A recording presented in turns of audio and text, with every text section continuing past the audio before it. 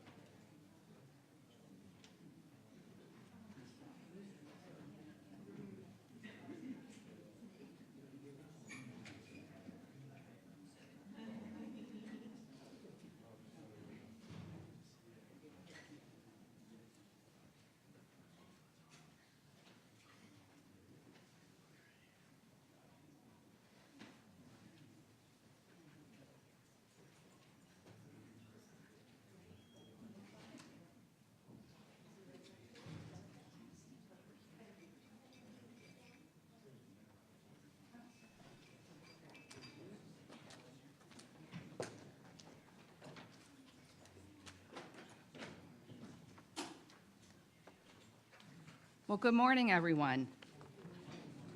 I'm Carol Beatty. I'm the Secretary of the Maryland Department of Disabilities, and it is so wonderful to be here in person this year for the 31st anniversary of the Americans with Disabilities Act, commonly known as the ADA. Thank you all for joining us here today. Let me acknowledge, first of all, that we have many secretaries here in the room. First of all, I will be introducing the governor just in a moment, so he gets his own special introduction. But I thank you, my colleagues, for being here and being here for this celebration. And along with that, we want to thank the governor for inviting us to his reception area for recognizing the importance of the ADA, which is a landmark piece of civil rights legislation, and acknowledging the work that still needs to be done to provide access and equality for Marylanders with disabilities. Earlier this month, the governor announced the new state disabilities plan, which is our guide to creating change in our state. I'd like to thank the members of the Interagency Disabilities Board, many of the members are here today, for your input and your work on this plan. We are very proud in Maryland to be the only state with a cabinet-level department focused on cross-disability issues. Our department works very closely with the governor and our sister state agencies to improve the delivery of services to individuals with disabilities in the state of Maryland. We are guided by the Maryland Commission on Disabilities, and again, many of the members are here today, so thank you for being here. It is my honor to introduce the 62nd Governor of the state of Maryland, Governor Larry Hogan. He is recognized both statewide and nationally as a strong, independent leader who consistently delivers results and achieves common sense bipartisan solutions. The disability community in Maryland has benefited greatly from Governor Hogan's support and strong leadership, both before and during the COVID pandemic. And we are grateful that he always attends to the diverse needs of the citizens of the state that he governs. Please help me welcome Governor Larry Hogan.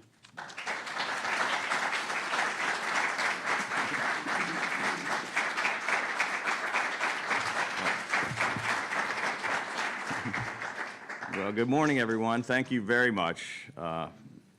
Thank you so much, Madam Secretary. It's great to have all of you here with us in our historic State House. Secretary Beatty, thank you not only for that kind introduction and for welcoming everybody here to the State House, but hasn't she been an amazing Secretary of the Department of Disabilities?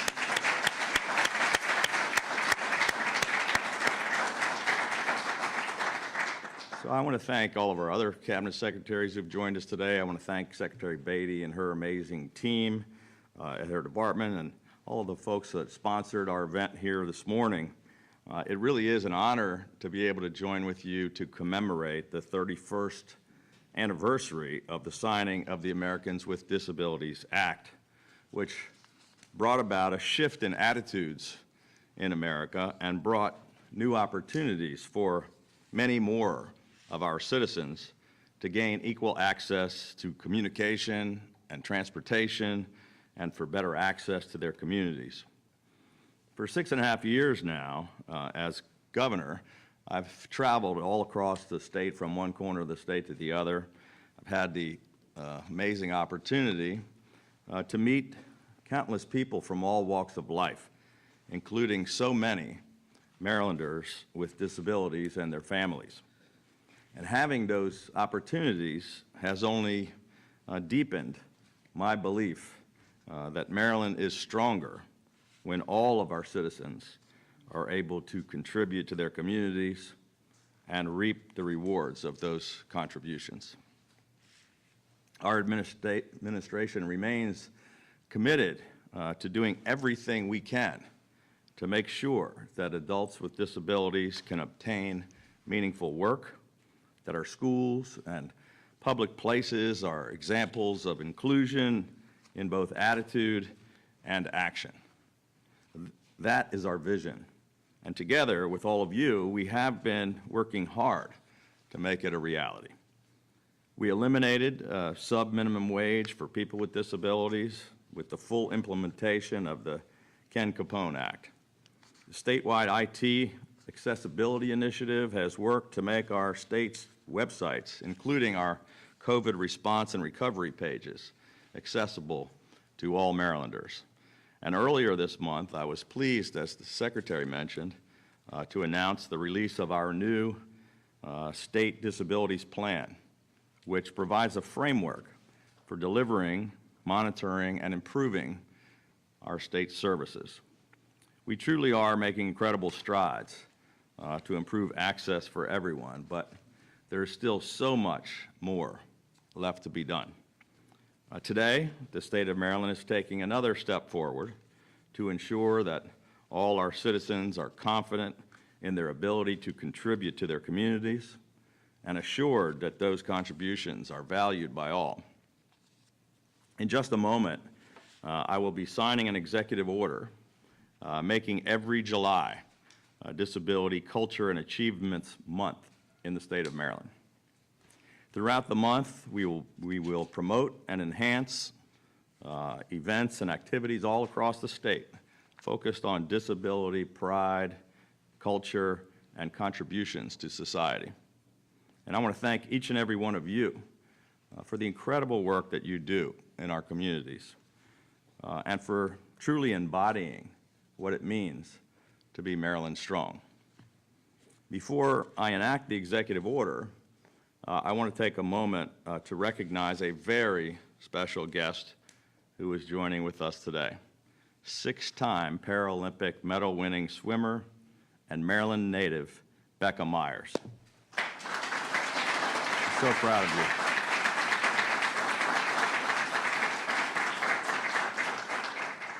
Becca won a silver and a bronze medal for competing in the 2012 London Games, 3 gold medals and a silver medal in the 2016 Paralympic Games in Rio de Janeiro.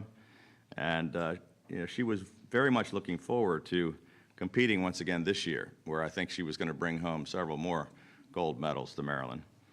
But tragically, last week, she was forced to make a very difficult decision to withdraw from the 2021 Tokyo Games when her request to bring her personal care assistant was denied.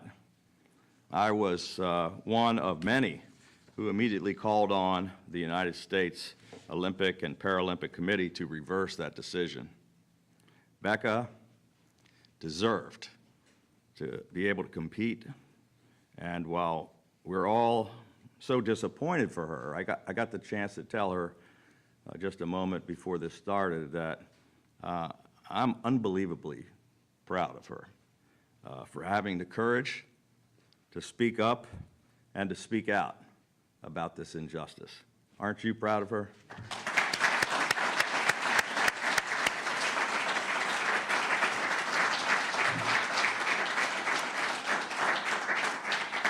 And so at this time, I'm going to ask Becca Myers to please come forward. It's not nearly as good as a gold medal, but I'm going to present her with a governor's citation recognizing her many contributions to the disability community, both here in Maryland, across the country, and around the world. And we're so proud of you, Becca. Come on. Ernie, come on.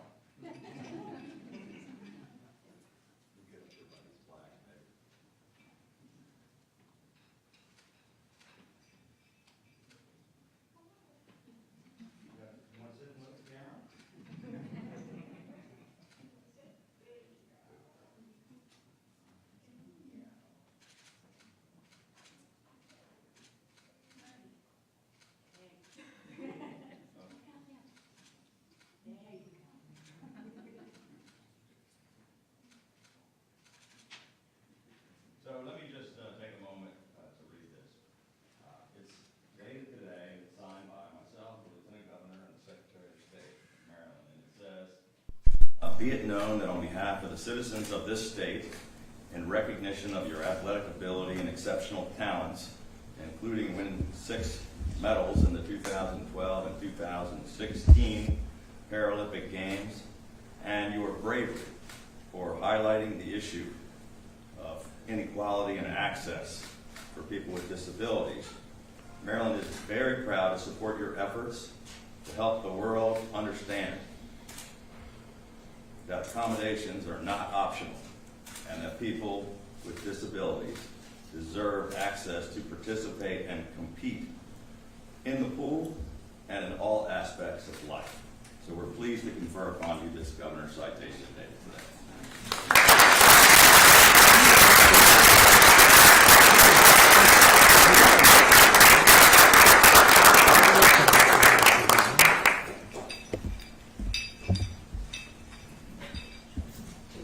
I would have been really proud of those gold medals, but I could not be any more proud of her.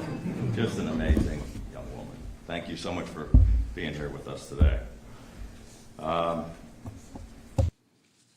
Now I'd like to ask, maybe a surprise to her, I don't know, Secretary Beatty to please come forward so I can present her with a proclamation officially recognizing July 26, 2021 as a day of observance of the progress made in the 31 years since the passing of the Americans with Disabilities Act, and to thank her for all her amazing work. Let's come over here. Flags. You got your, you're giving some instructions here.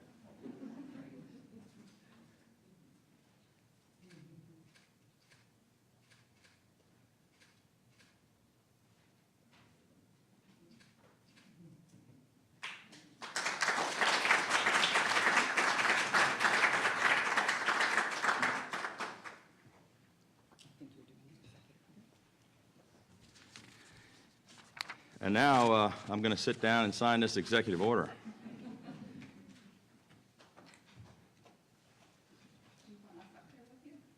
Yes, please. Please, let's get some. Nobody wants to see me sitting here today. Go look over your shoulder.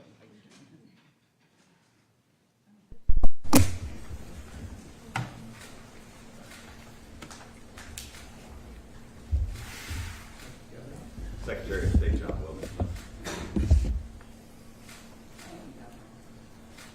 Thank you. There we have it.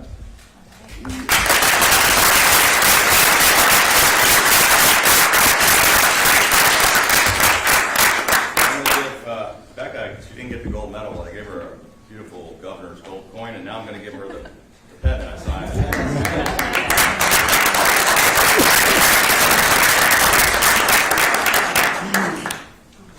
Thank you, Governor. That is so exciting for being here. Thank you for recognizing her talent as well as her bravery. And thank you for the executive order. We will do some really cool things with that. So thanks so much. I'd like to ask Catherine Breen to please come up. We are pleased to have Catherine today. She's the policy manager representing the governor's office for deaf and hard of hearing. And thank you, Catherine, for joining us.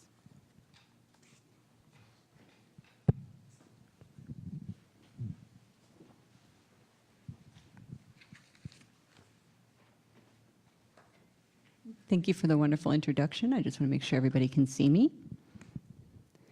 So 31 years since the establishment of the Americans with Disabilities Act.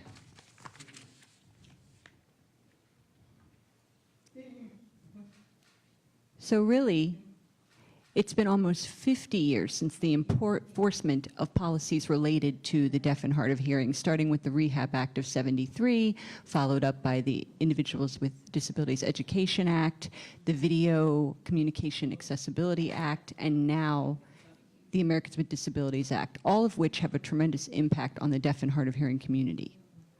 It has been 20 years since the establishment of the Governor's Office of the Deaf and Hard of Hearing Community, which took place in May of that year.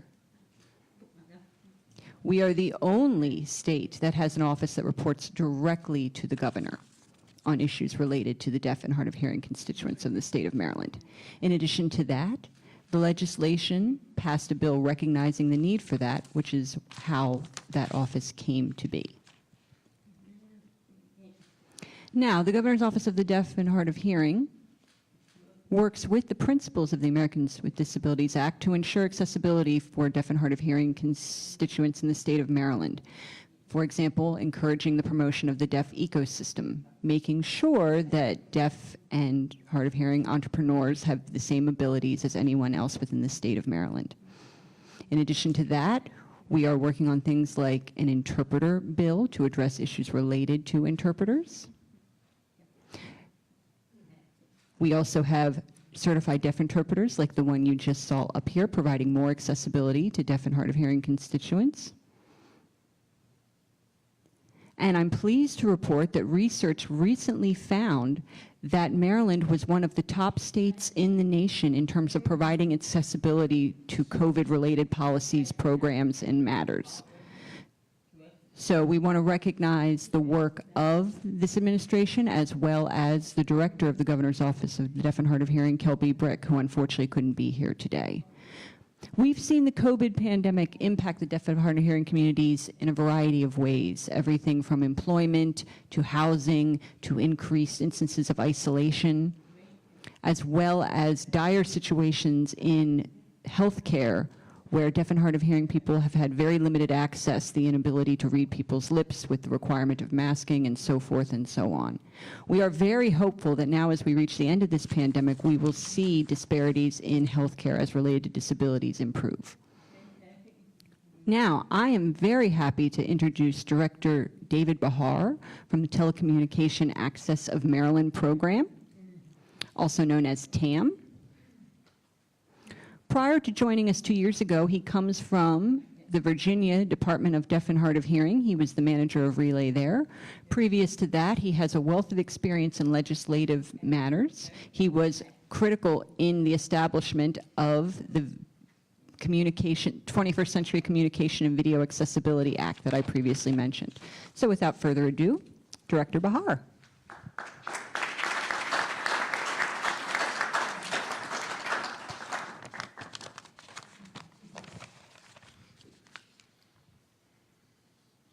Thank you, Catherine. I really appreciate those nice words. Thank you, Governor. Thank you, Secretary Beatty. It's a pleasure to be here with all of you this morning.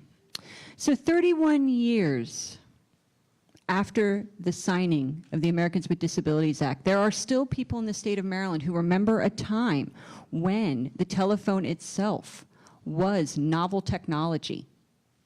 However, it was completely inaccessible to those deaf and hard of hearing constituents in the state of Maryland. Unlike other options and ways of communicating where they had the ability to find other avenues, the telephone did not allow for that and created a significant barrier to a variety of different aspects of life. This was a way of communication that took over day-to-day living and became really a significant, substantial barrier to things like employment, learning, commerce, the ability to simply catch up with family and friends, and also the ability to access emergency services, as well as many others. 160 years after the phone was invented, ADA was codified into law. That really put us leaps and bounds ahead of where we were. It created 24/7 telecommunication relay service and access, the ability to connect through an operator who would serve as the ears and voice of the caller on the line. That autonomy and empowerment had huge results for the deaf and hard of hearing community, really transformational. Now, of course, it was limited by the technologies of the time. The first TTY only worked at 45 words per minute, if you can imagine trying to communicate that way. We are fortunate that relay services have kept up with the times. Part of the ADA mandate was the regulation by the FCC, the Federal Communication Commission, that, quote, encouraged not only the use of existing technology, but also did not want to impede the development of any new technology, which means that current relay services can be used on things like your smartphones, other mobile devices, or on your laptop at home. Now, if you compare that to 31 years ago, relay technologies, which were extremely costly at that time, even by today's standards. Now you have off-the-shelf technologies that you can access very easily at any electronics store at a reasonable cost. Telecommunications access of Maryland has also changed with the current times. We are providing more specialized services now for Maryland constituents who have difficulty using a standard telephone. Our most recent services are relay conference captioning, known as RCC. This was developed and launched, ironically, the same time that the pandemic hit in March of 2020. And we've seen exponential growth of that service because, of course, it came online at the same time people started to utilize teleconferencing for their everyday work and personal activities. To close, Maryland is proud to be leading the other states in the acquiring of real-time text, or RTT, another relay service, which is a digital replacement for the antiquated TTY technology. If you compare it to those previous 45 words a minute that was only unidirectional or could only go from one speaker at a time, users now have the opportunity to interact and text with an operator while still providing audio and doing it in real time. It is backwards compatible with previous TTY technology, and it is fully written into the NG 911 standards that we currently have. We are working with our colleagues at the Department of Disability to share information about these exciting new technologies to ensure that real-time text and 911 accessibility through real-time text are available and come on board at the same time. As we push for Maryland to meet a more diverse range of needs of our constituents, we are also educating other states to do in kind through our example and encouraging them to do the best for their citizens as well. Thank you very much.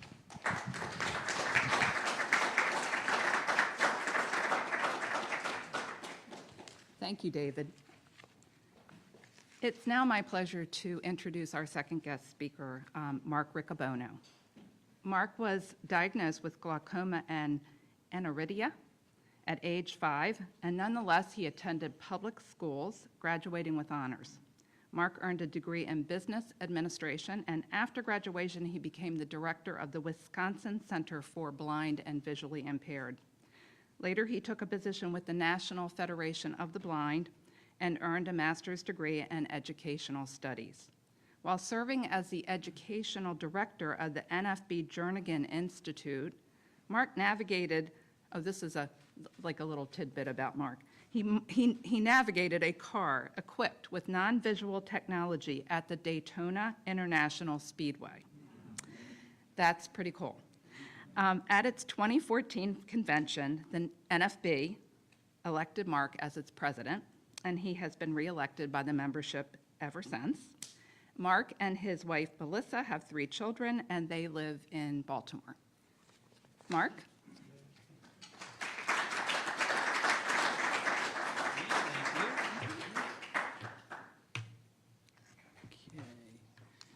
Thank you very much, Madam Secretary, for that introduction, and it is truly a pleasure to be here. Governor Hogan, thank you very much for your leadership and for those in this room, in addition to the Secretary that work on these issues every day. The National Federation of the Blind, proud to be here today, and we know in our organization that blindness is not the characteristic, or I would say disability is not the characteristic that defines you or your future.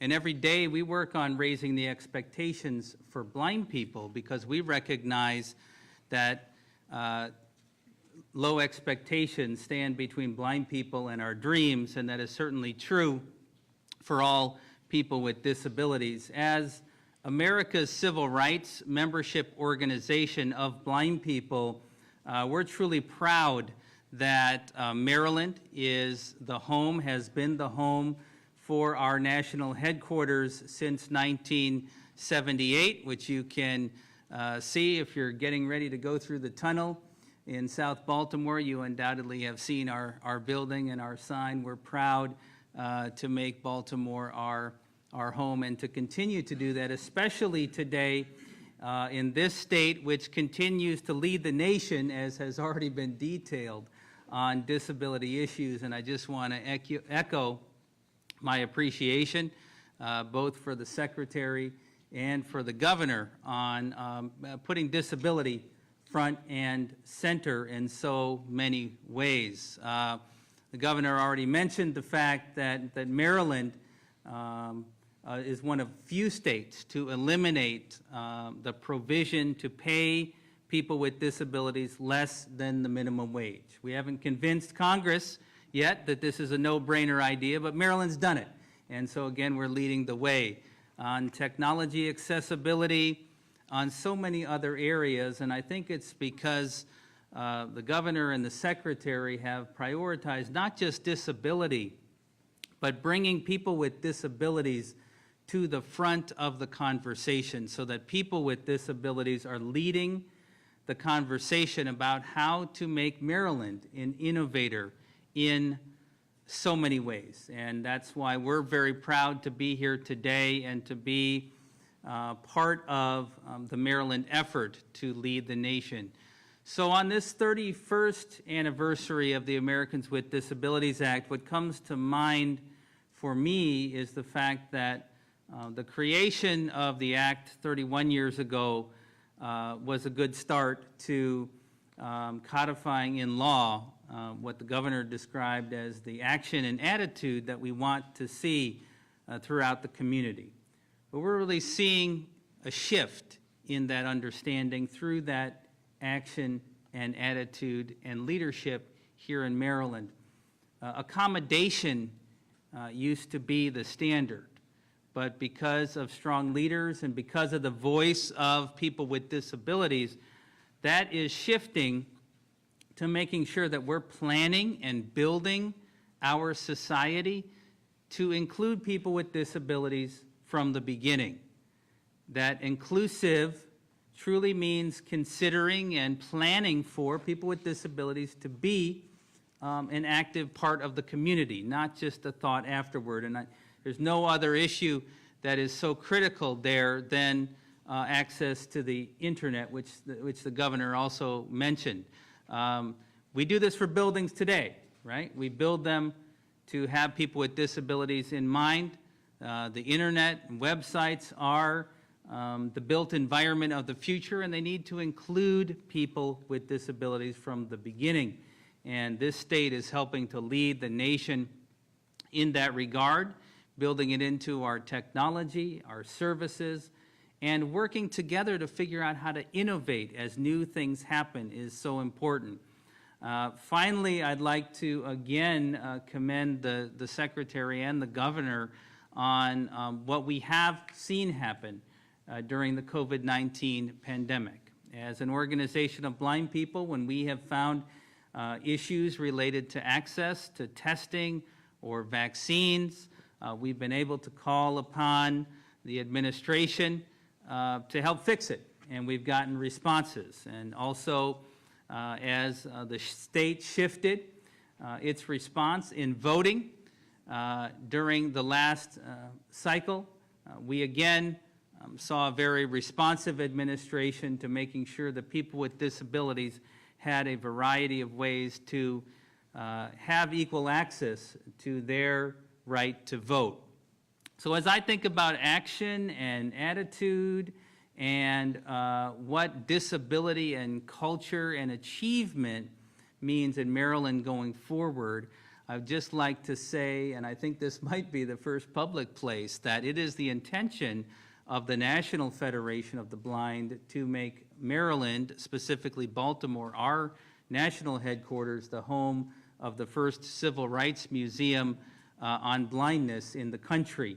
I don't know when we will open the doors on that project. It's something we're beginning to think about now, maybe by the 35th anniversary of the Americans with Disabilities Act, but I truly cannot think of a better place than the state of Maryland to launch that initiative and to highlight the true achievements of blind people like Becca Myers, who have taken courageous steps to own for themselves their rights and to take responsibility for fully participating in the community. But that happens because of people with disabilities, but also because of leaders who are willing to recognize those courageous steps and be vulnerable enough to say, we can do better. And so I close by saying that as a partner, the National Federation of the Blind continues to commit to doing better with our state partners in Maryland to make sure that this state continues to be #1 in terms of helping people with disabilities live the lives they want. Thank you very much.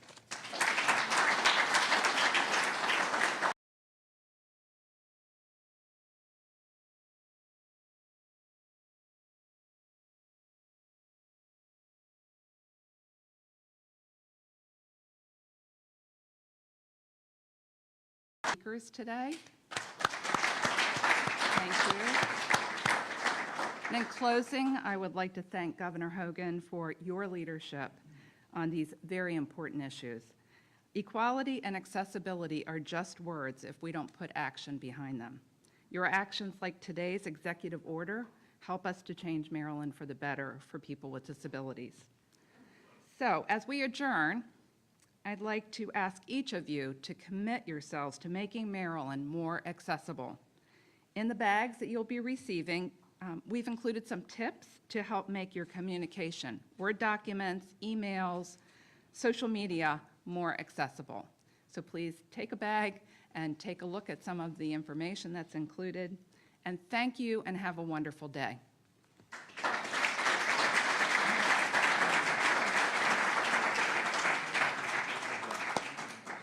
Thank you so much, Governor, and thank you for the executive order. That's really exciting, I know.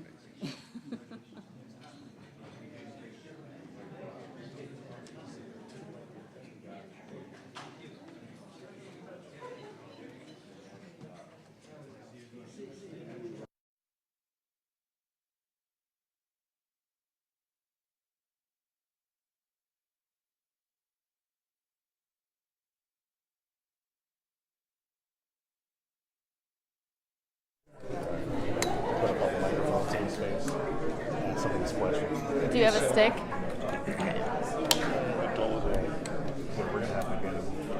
Put a microphone in his face or something. I see MAR's doing He's got his it. wireless. Yeah. MAR, he's ready. Charisse. Hey, how are Long you? time no see. I know. How's your summer? Oh my God, it's incredibly busy. Yeah?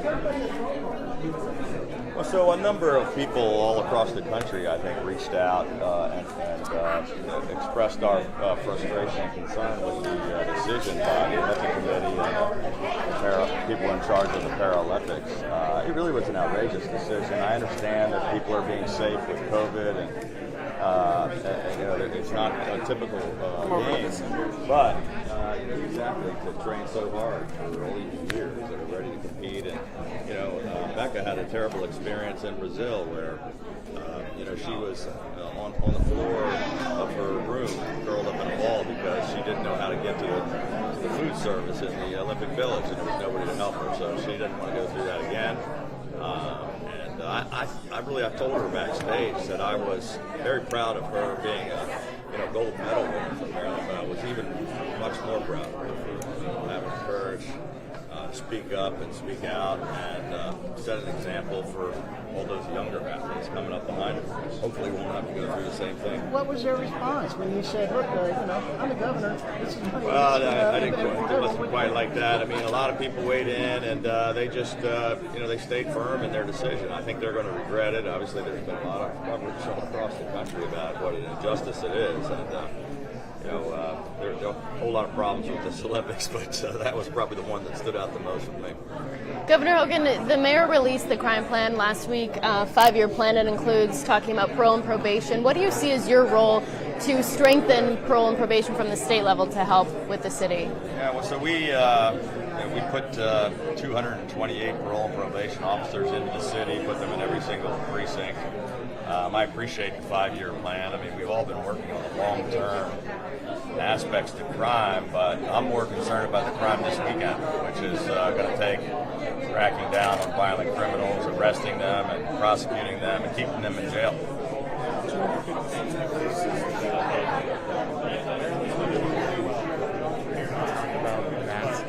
Right now.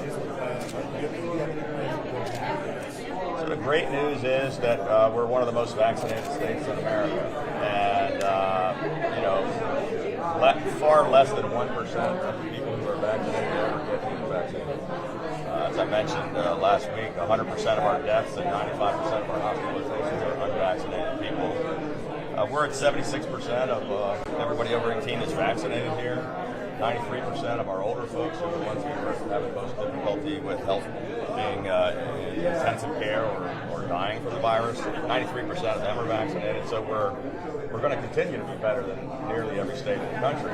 But the Delta variants are scary and dangerous, more virulent, more contagious, and they're spreading all over our state and all across the country and the world. So those less than 24% of the people who still refuse, there's been no lack of access to vaccines. The current 24 just decided not to get it.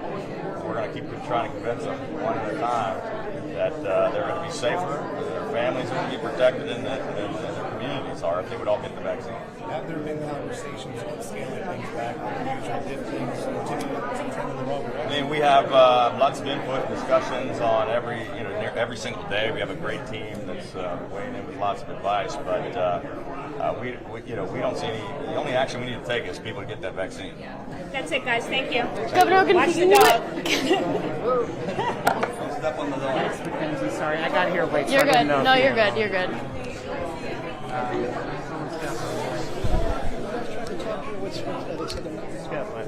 Is this it? Yeah. What is this? It's me. I choose to remain anonymous.